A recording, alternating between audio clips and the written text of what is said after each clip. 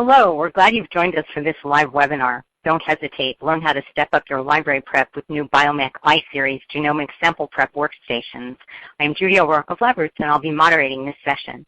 Today's educational web seminar is presented by LabRoots, the leading scientific social networking website and provider of virtual events and webinars advancing scientific collaboration and learning. It's brought to you by Beckman Coulter Life Sciences. Beckman Coulter Life Sciences develops, manufactures, and markets products that simplify, automate, and innovate complex biomedical testing. More than 275,000 Beckman Coulter systems operate in both diagnostics and life sciences laboratories on 7 continents. For over 75 years, our products have been making a difference in people's lives by improving the productivity of medical professionals and scientists, supplying critical information for improving patient health, and delivering trusted solutions for research and discovery. To learn more about Beckman Coulter Life Sciences, please visit www.beckman.com. Let's get started. You can pose questions to the speaker during the presentation while they're fresh in your mind. To do so, simply type them into the Q&A box, which will open when you click the green Q&A button at the lower left of the presentation window. Questions will be answered after the presentation. To enlarge the slide window, click on the screen icon in the lower right-hand corner of the slide window. If you experience technical problems seeing or hearing the presentation, just click on the support button found at the top right of the presentation window, or report your problem by clicking on the green Q&A button at lower left. I now present today's speaker, Zach Smith, a Senior Applications Scientist at Beckman Coulter Life Sciences. In this role, Zach automates proprietary and third-party next-generation sequencing, NGS, kits. He holds a master's degree in environmental science and a bachelor's degree in biology from Indiana University. Zach also worked at the university's Center for Genomics and Bioinformatics as a project scientist before joining Beckman Coulter Life Sciences in 2014. Zach Smith will now begin his presentation. Thank you very much for the introduction, and thank you to everyone for joining us today for this live webinar. My name is Zach Smith, and I'll be taking you through innovations that we have created for NGS sample prep on our new Biomek iSeries platforms. So just briefly, here's my disclaimer. Obviously, all trademarks belong to their respective owners. For the outline today, we're going to be going briefly over the Biomek iSeries Automated Workstation for those of you who did not attend the first part of this 3-part series. And then I'll be taking you on a case study of automating biomarker discovery from FFPE samples using our Biomek iSeries Automated Workstation with our Formapure DNA kits that we sell and the Illumina TruSeq exome kit. So the iSeries represents an expansion of the Biomek product line that we're proud that we launched at SLAS earlier this year. Obviously we have our Biomek 4000 at the very low end of our automation offering, followed by the NX, and then the other one of the previous platforms is the FX. We're proud to add the Biomek i5 and i7, and we're able to extend these workstations into larger integrated systems. So we have the ability to offer an automation solution for a variety of different users and throughputs. The Biomek iSeries Automated Workstation offers a variety of new features that will allow you for a more simplistic workflow. It allows you to increase your efficiency, improve your reliability and support, and make the system more adaptable to extend the scale and reach of your research. I'm going to be going over each one of those major points in the following few slides very quickly so that we can familiarize ourselves with the platform. So the iSeries Automated Workstation comes in 2 sizes, as I noted earlier, the i5, which is the sort of mid-range size, and the i7, which is the larger of the 2. The i5 instrument comes with either a span pod or a multi-channel pod, and with the i7 you can have a span, a multi-channel, a dual multi-channel, or a hybrid with one each. So there's 2 platforms and 6 different pipetting offerings that are configurations that are available in these new systems. The Biomek software, if you're familiar with Biomek now, there's about a 20-minute learning curve for the new software. So the software has been redesigned to work on Windows 10. It's been restylized, but if you're familiar with our current software, you'll have no trouble transitioning into our new software. The other thing we've added to the system is a large status light bar on top, which you can see glowing in the dark on the bottom left. That allows you to monitor the system status from across the lab quite easily. We've also added an LED illuminated deck to improve visibility when loading and unloading the instrument with labware and to allow you to watch pipetting more effectively. So it really is quite handy. The systems have improved deck capacity. So the i7 has 45 deck positions compared to approximately 20 on the FX. The i5 has approximately 25 deck positions compared to approximately 12 on the NX. So you get a lot more space on your deck. The overall instrument footprint, however, is not appreciably larger. So we were able to create all that extra space by making the deck more dense. We now have a rotating gripper on each pod, which allows you to pick up labware and move it around the deck and more efficiently. So there's no position on the deck that's not grippable now, which is really handy. Our multi-channel head has been completely redesigned. So we actually use force loading now for our tips on the multi-channel pod, so there's no more tip loader on the deck. We also offer selective tip loading on the multi-channel pod as standard, which means that you can load anywhere from 1 to 96 tips. And for the span pod, we've introduced individual probe calibration to allow for more accurate sub-microliter pipetting. The deck itself is a grid-based pattern, so we, instead of having one piece of metal where you locate your ALPS in very specific locations, the deck plates are individually located on the deck, and then they have grids built on top of them, so you can have more flexibility in how you're laying out your system. And the other thing about the new platform is you'll notice how open the design is, so that allows us to integrate devices off the back and off the front, or back and off the sides more effectively. So additionally, we offer enclosures on these systems, so they can come with a built-in enclosure or without. We also offer HEPA for the enclosure option. We also have new onboard cameras built into the towers, which allow you to remote monitor the instrument while it's running. And if there is an error, Biomek will retain up to 30 seconds of video before and after the error to allow you or one of our engineers to identify what the problem is and fix it.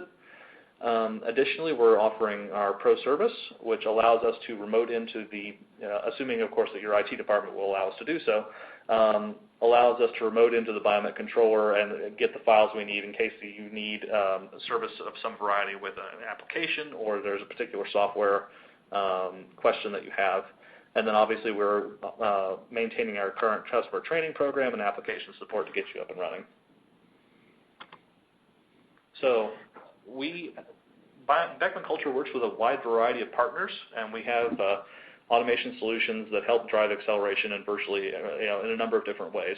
So we have proactive method development. So part of my job internally is to go out and automate our Beckman chemistry as well as third-party chemistry such as Illumina or NEB on our Biomek I-Series. And so we do that proactively, working with the reagent vendors to identify what kits that they're seeing demand for, and get an automation solution available for those to help speed up your work as researchers. We also work with a variety of companies that work for cell-based assays. So obviously Beckman Culture is a member of the Danaher family, along with Forte Bio and SciEx. And so we all work very closely together as Danaher companies. So that gives us options for a variety of different integration collaborations. For NGS, primarily it's us working with the reagent vendors for their nucleic acid, NGS sample prep and nucleic acid sample preparation. So we also work with Affymetrix as well for microarray sample prep.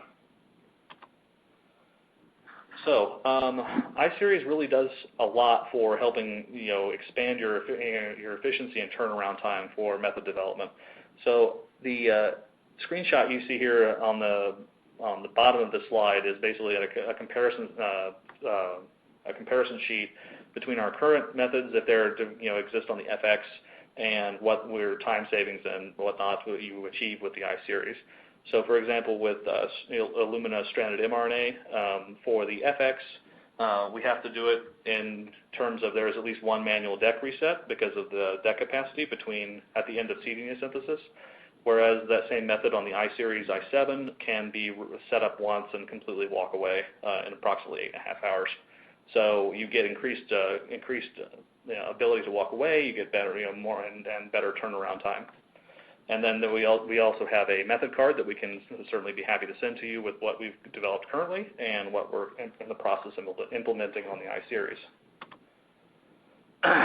So with all that being said, I'm going to dive into a case study of automating biomarker discovery from FFPE samples using the iSeries Automated Workstation and our Pure DNA kits, as well as the Illumina TruSeq exome kit. So biomarkers are, the National Cancer Institute defines a biomarker as a biological molecule found in blood or other fluids that is indicative of a treatment or disease condition. So biomarkers can take a form of DNA variants, RNA variants, or proteins. For DNA variants, they come in a wide variety of flavors. You can have single nucleotide polymorphisms, insertions, deletions, copy number variants. And so one of the things that researchers really want to understand is what is the molecular drivers of cancer in this particular research area. Another thing you'll find very commonly in oncology is FFPE DNA. So FFPE stands for fixed formalin paraffin embedded tissue. Effectively what happens is when you go in and you have a biopsy done, the tumor or the tissue is fixed in formalin and then embedded in paraffin. And this allows the tissue sample to be stored at room temperature for decades, fairly cheaply. So it's incredibly easy to perform. It's quite economical as well. It's just a few dollars per block. Part of the difficulties of working with it include difficult extractions of DNA. The DNA is frequently damaged due to a variety of things, including double-stranded breaks, deaminization, and pyrimidine dimers. And then you also get variable yield due to an uneven distribution of sample in the block. So you don't necessarily know when you're going through and slicing the block into your 10-micron slices where exactly that tissue is going to be located. So needless to say, it's not everyone's favorite material for working with, but it's what we have.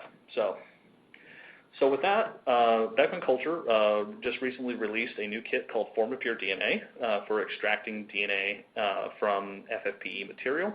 And this is the entirety of the workflow. So we take our slice and we deparaffinize it by heating it up in mineral oil. We then add our lysis buffer and proteinase K and digest the tissue away, perform our decross-linking by heating the sample up some more.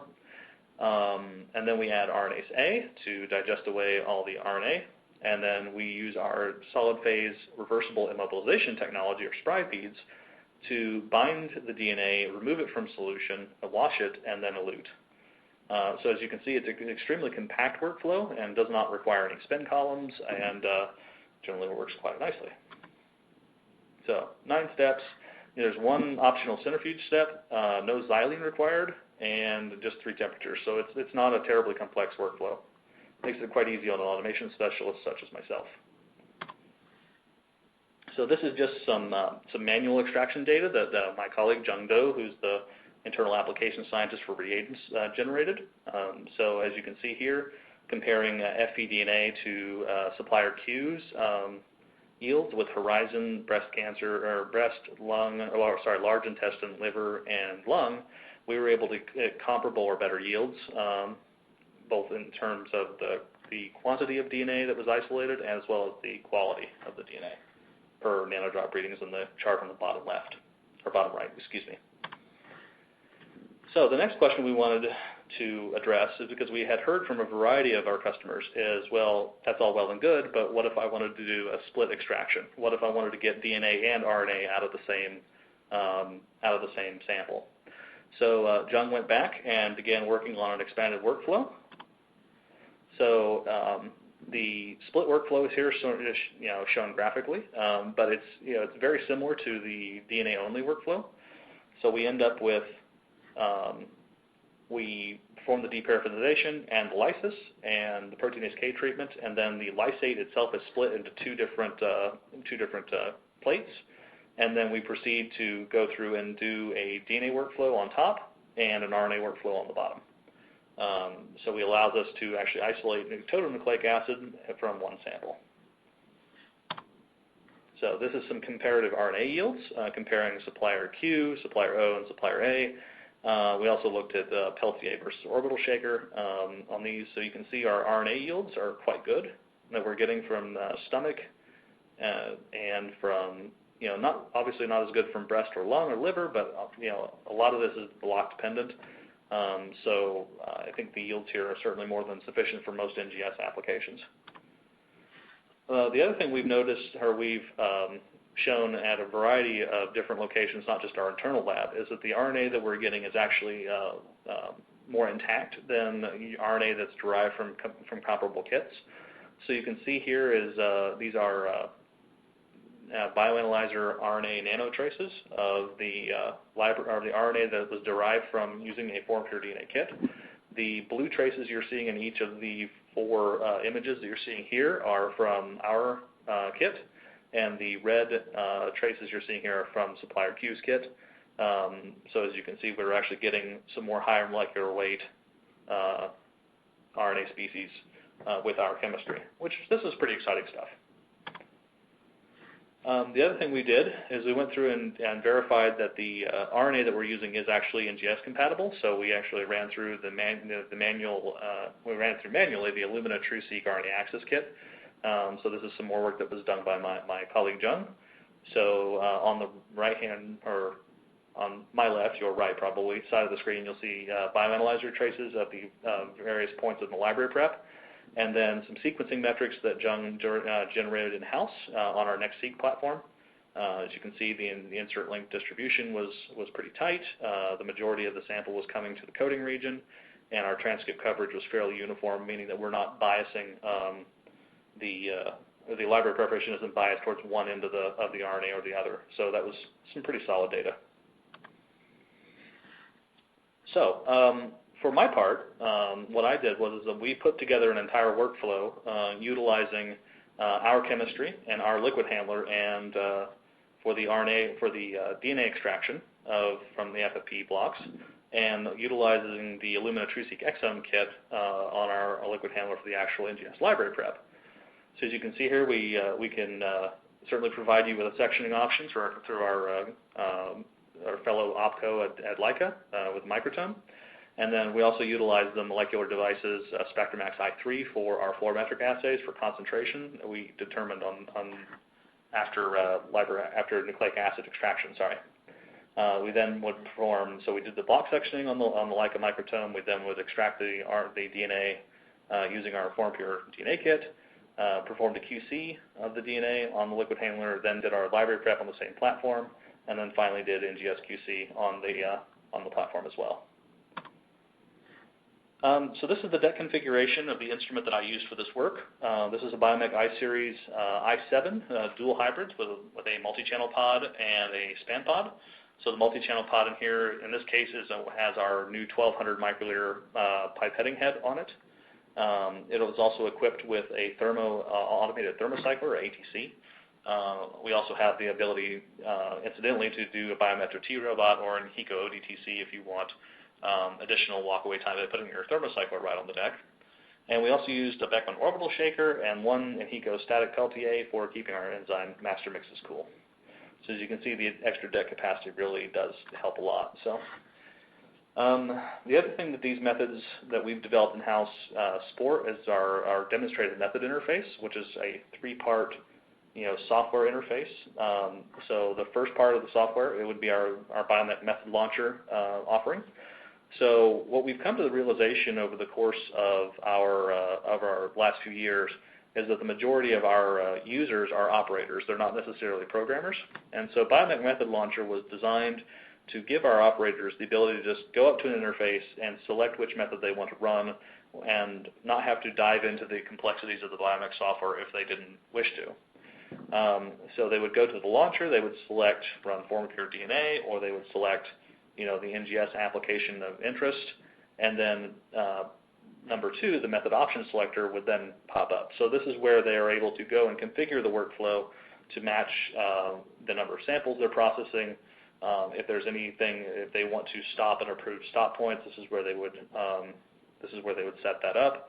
And then once they've started the run, then our guided labware setup will go through and step them through where on the deck to put all the tip boxes, plates, and where to fill in reagent troughs with the various components they need to. So this is really trying to help the operators come to the point where they can go through and set the instrument up with confidence and reduce errors.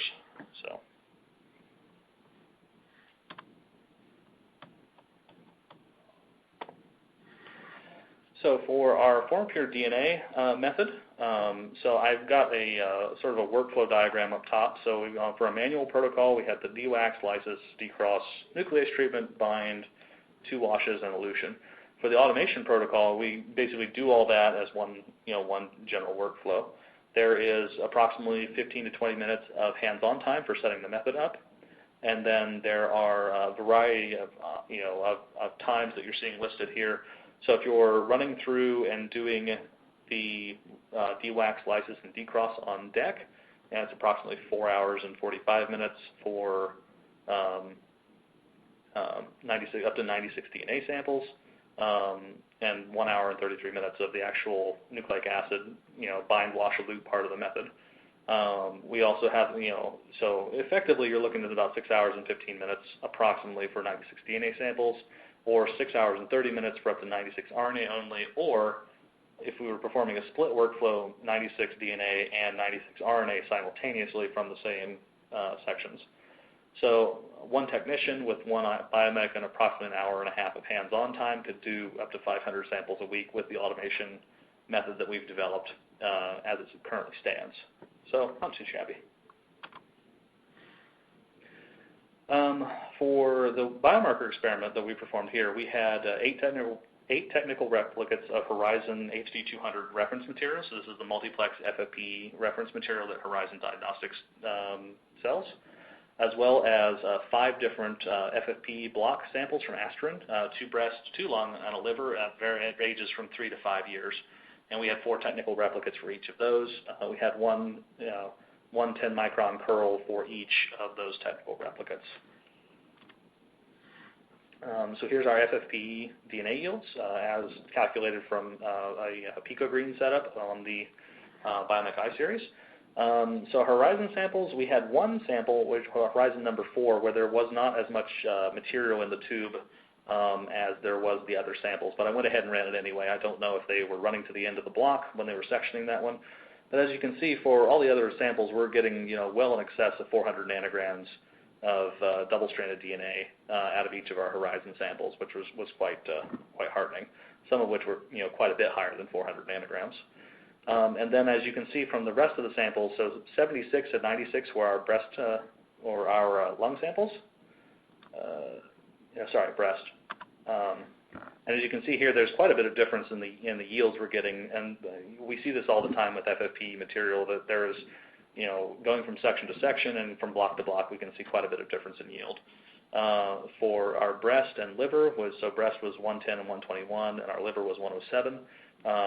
Again, we are seeing some variability in the yield, but certainly more than enough for what we need to do for our NGS library prep. We also looked at a few of the technical replicates on the Agilent tape station. So this is a genomic tape, genomic screen tape that was run on our Agilent 2200. As you can see here, our Horizon sample obviously had the highest DNA integrity number at 9.6, but that's not terribly surprising given that Horizon material is not terribly old by comparison to the rest of the samples, and has probably been fixed in a more gentle fashion than the Aspirin blocks. So our DNA integrity numbers for the remaining samples are running from 2.2 to 3.6, but obviously more than enough material to go through and do our library prep on. So in a separate experiment, we're looking at the split protocol. So this was doing the FFPE DNA and RNA on the Biomek iSeries system. So we have the DNA yields and a size distribution of the DNA on top. And then for the RNA, we have the yields on the bottom and as well as the size distribution. So this is some very early access data. We just developed this a few weeks ago. So more work to come on this particular application, but just to show that we can do it. So for TruSeq exome, TruSeq exome, for anyone who's familiar with the workflow, it's a much more complicated workflow than our extraction chemistry.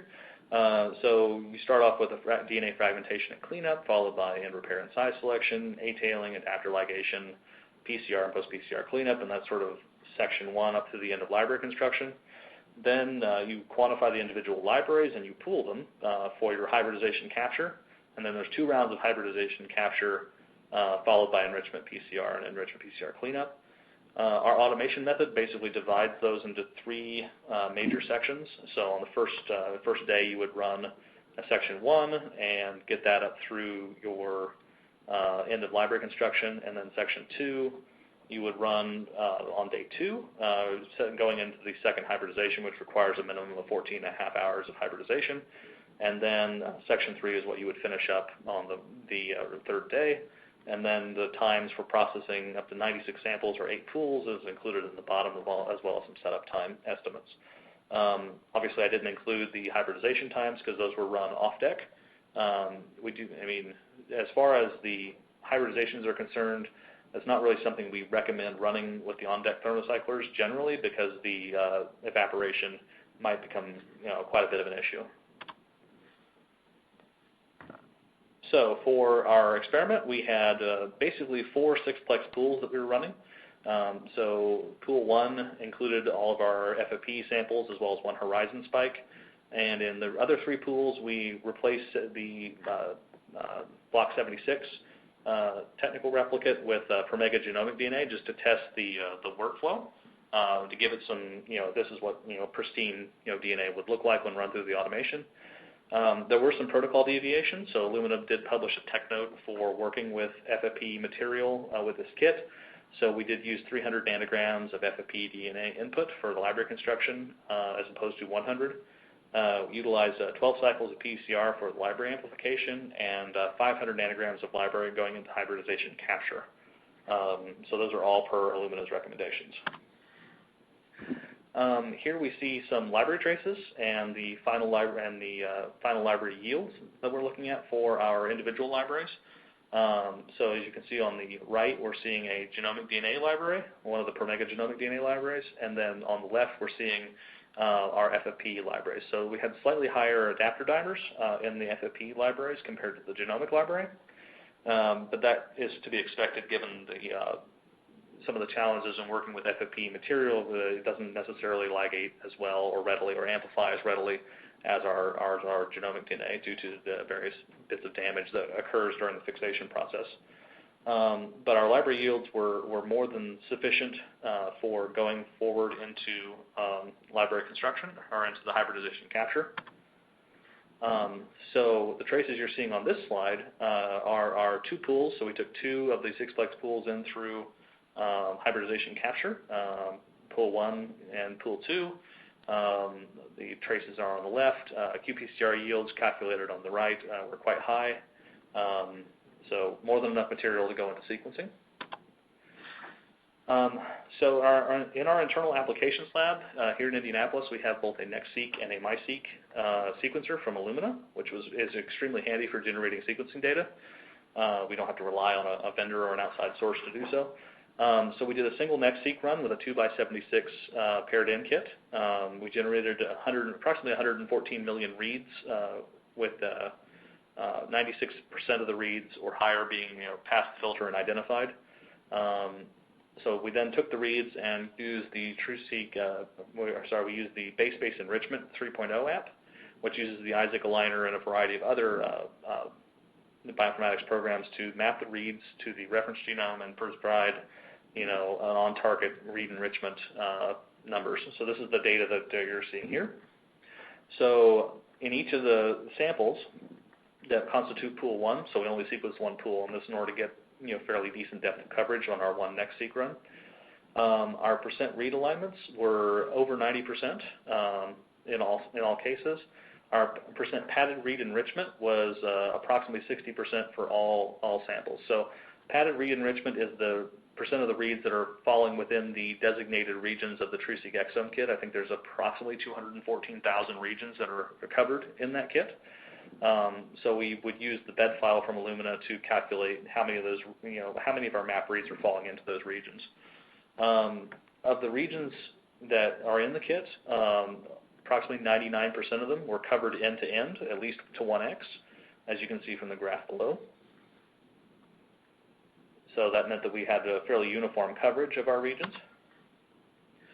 And that's again underscored by the graph, the uniformity of coverage graph that you're seeing on the right here. So this is looking at where the reads are mapping on average for each of the regions, and we're seeing uniformity of coverage greater than 90% for that data.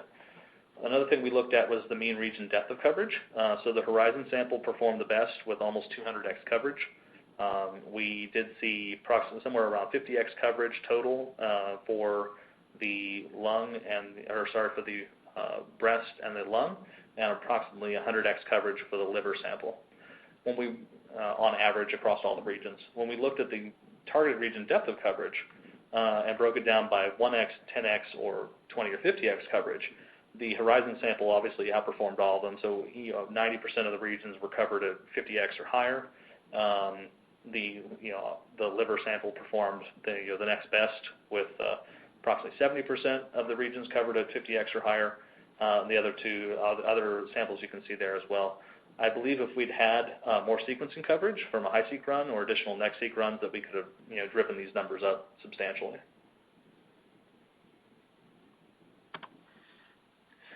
So another thing we wanted to look at was what are some of the SNPs we're seeing in each of these samples. So we looked at the metrics coming off of the TruSeq enrichment app, and we generated, compared to the reference genome, anywhere from 28,000 to 65,000 SNPs that we observed. The most important thing I want to draw your attention to is this SNP transition to transversion ratio. So there's some work that comes out of the Broad Institute that suggests that for a whole exome experiment, these numbers should be, that ratio should be approximately 2.8 as a way of measuring how well your bioinformatics pipeline was mapping the reads to the whole exome. And as you can see here, we're running anywhere from 2.6 to 2.8. So I feel like that the assembly that we did of the reads to the reference genome using the TruSeq, using the base enrichment 3.0 app, did a fairly good job of aligning them properly, and we're not seeing artifacts based on the bioinformatics part of the pipeline. So another thing we looked at, because we had a horizon sample on deck, was the horizon samples have an expected allele frequency that they publish on their website for these samples, which is extremely handy. It allows you to verify that your pipeline for both nucleic acid extraction and for NGS sample prep is actually observing the allele frequencies that you should expect to observe for a variety of different markers. So as you can see here, we did quite well as far as comparison to our expected allele frequencies compared to what we were able to identify with the Enrichment v3 app. So we did have a couple of dropouts. Those were in EGFR, but those were both less than 2%. The expected allele frequency on the horizon sample was less than 2% for these samples. I feel like if we'd had additional sequencing coverage, that we would be able to pull those out. Additionally, we looked at the parental line known mutations, and we were able to identify 17 of the 19 parental line mutations were also detected from our data, even though this was a fairly limited NextSeq sequencing run. So I feel like we're, as far as like being able to find what is there, we're on target. So finally, we also looked specifically at the liver sample. So the liver sample was identified from Asterin as being biliary tract carcinoma. So biliary tract carcinoma is a cancer of the bile ducts that generates extremely small, easily metastasized tumors, and because it's buried deeply within the liver, it's very hard to detect. So I went into COSMIC, the Compendium of Somatic Mutations in Cancer, and pulled out the top 20 genes that were associated with, mutations of which were associated with biliary tract cancer. Of those, we were able to identify the top 7, as you can see on the pie chart on the right, including a number of varieties a number of mutations identified in KMT2C, which is a methyltransferase gene that has been associated with this particular variety of cancer. Our TP53 mutation actually generated a very shortened, truncated version of the P53 protein, so it's not surprising that this tumor grew very rapidly. But we were able to identify, even from our limited amount of NextSeq data, genes that were, mutations that were diagnostic of the type of cancer that the pathology department had assigned to that particular variety of cancer. So yeah, it was a fun experiment.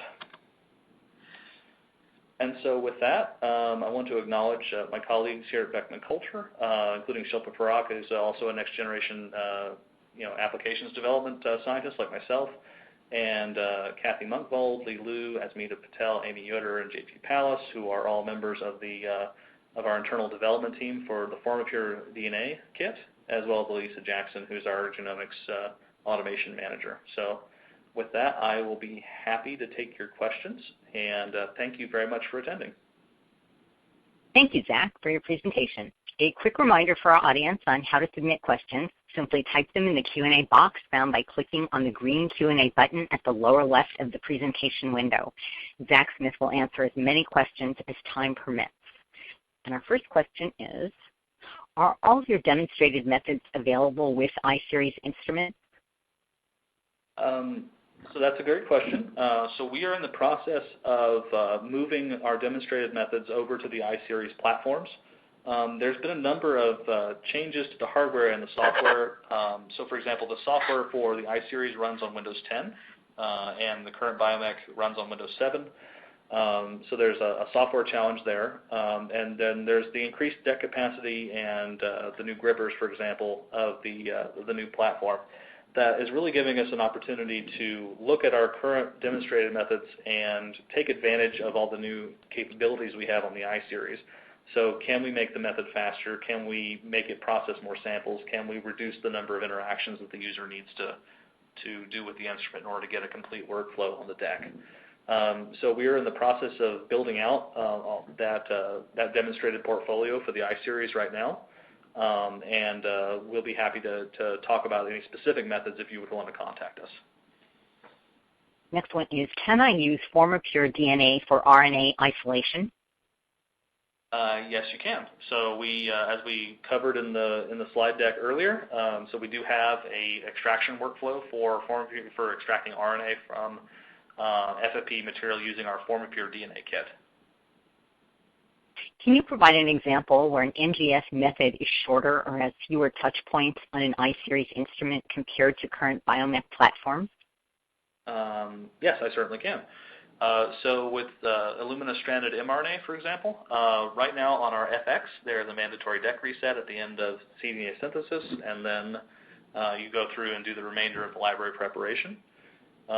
For the Biomek FX, the whole method runtime is approximately 10.5 hours or so.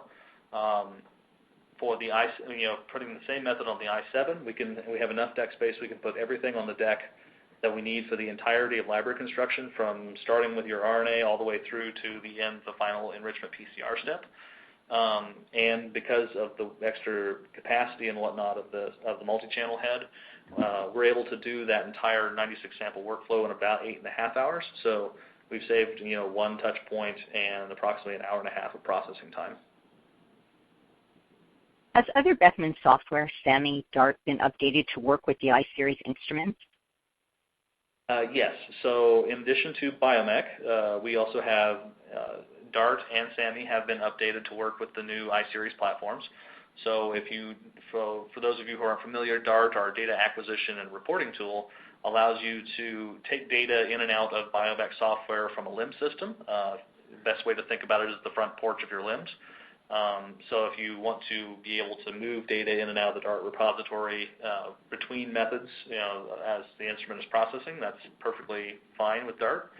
And then SAMI is our larger scheduling software. So if you wanted to run multiple runs and you wanted to be able to schedule them efficiently, basically run runs inside of incubations, basically start a method and then run another method inside that incubation period.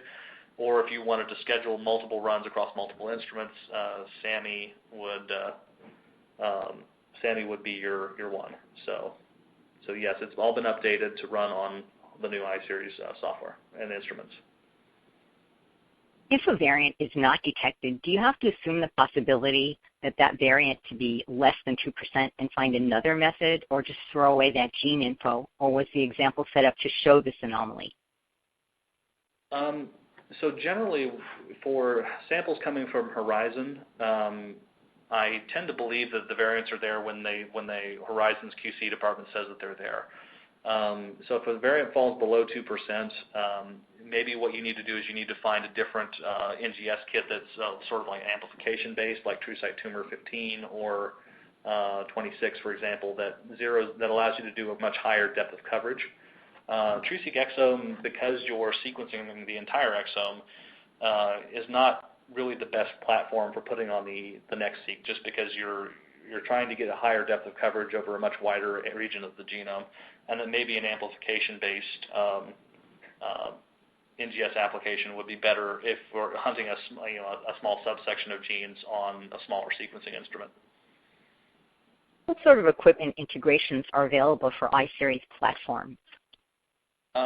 So one of the things that is nice about the new iSeries platforms is the extra space we have because of the open design to allow for more integrations. So we have we obviously can put plate washers, we can put plate readers. There are a couple of integrated centrifuge options that we can offer as well. We can also integrate robotic arms. So if you wanted to be able to pass plates in and out of different liquid handlers, we can certainly do that. We actually have an entire department internally whose job it is to integrate third-party devices and make them work with our system. So we'd be happy to discuss your instrument of interest in more detail if you'd like. Could you give some additional detail on the deck layout for library preparation? Certainly. So I'm just going to slide back through the presentation real quick because we've got a great screenshot of the deck. So excuse my slide jumping here. So this is the deck layout that we're looking at right now for sort of our standard NGS deck for the Biomek i7. So we have the ability to put on an integrated thermocycler. In this case, it's the Thermo ATC, which I have on my system in the lab, and we have one static Peltier in order to keep the enzyme master mixes cool while they're on the deck. And we have an orbital shaker as well for shaking our basically when you do an enzyme addition, we'll shake the plate, or if you're doing bead cleanups as well, we'll use our orbital shaker for that. We also have not listed here on the highlight, but you also have a multi-channel wash station, so we have the ability to go through and wash our tips if we want to. I also use it for just waste dispense for non-hazardous chemicals. So we'll just dispense the waste to there. For those of you who are running LDTs or sort of more near clinical applications, obviously we can incorporate our automated labware feeders that would allow us to bring more tip boxes onto the deck, so we're not washing tips. And then we have our 7 tip loader positions. So as I mentioned earlier, the iSeries does not have a pneumatic tip loader like the Biomek FX does. We're basically just using press loading to load the tips for our multi-channel at these defined tip loader positions. And so you can have as many of those as you want. So it is really convenient because you don't have to necessarily, if you have enough tip loader positions, you don't have to move the tip boxes around to a location then wait for them to load. You just load and go. The other thing you'll see here is I have, in addition to all that other stuff, 27 static positions for holding tips for the Span 8 pod and labware plates and reservoirs. It really is a very nice system. It's making me very lazy as an application developer. Well, thank you. I would like to once again thank Zach Smith for his presentation. Zach, do you have any final comments? Well, just to thank you all for your time. I realize it's been a little bit of a whirlwind, but that's okay. Thank you for hanging in with us this long, and we'll be having another webinar coming up in a couple days on cellular applications, and we hope you'll tune in for that one as well. Well, thank you. And yes, please remember this webinar is part of a series. In the next webinar, scheduled for Thursday, April 20th, Mike Kowalski, PhD, will present Advances in Cellular Automation. Registration is open on the LabRoots website. I'd like to thank the audience for joining us today and for their interesting questions. Questions we did not have time for today will be addressed by the speaker via the contact information you provided at the time of registration. We'd also like to thank our sponsor, Beckman Coulter Life Sciences, for underwriting today's educational webcast. This webcast can be viewed on demand through October 18th, 2017. LabRoots will alert you via email when it's available for replay. We encourage you to share that email with your colleagues who may have missed today's live event. Until next time, goodbye.